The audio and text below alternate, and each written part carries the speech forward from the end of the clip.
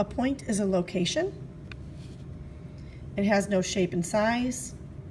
You always name it with a capital letter, and you always write the word point out. There's an example of a point.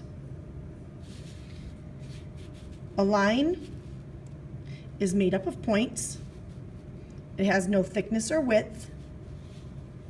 And you name it one of two ways. You either choose two letters on the line. So this line has XY.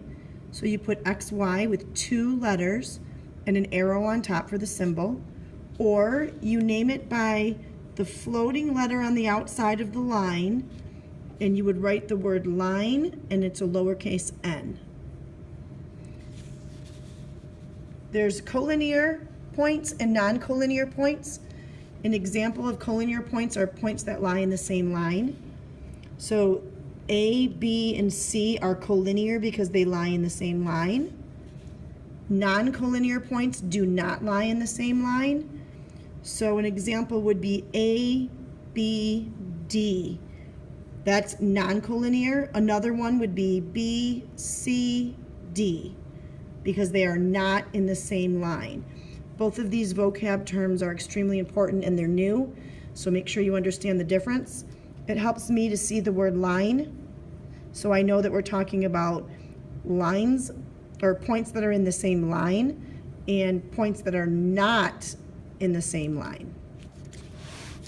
And then planes. A plane is a flat surface. It extends infinitely in all directions. You can think of your desktop or a ceiling or the floor, but imagine that it goes on and on and on in all directions. And to name it, you choose three letters.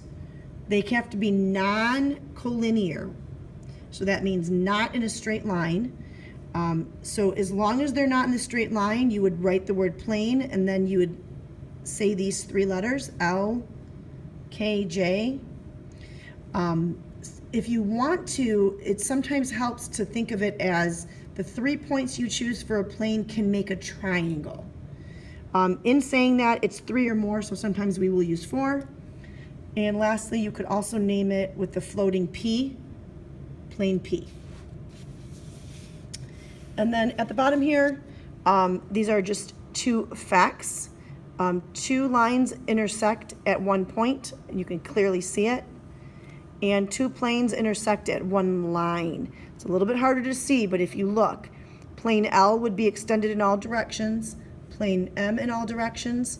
So when they intersect, it's at this line K.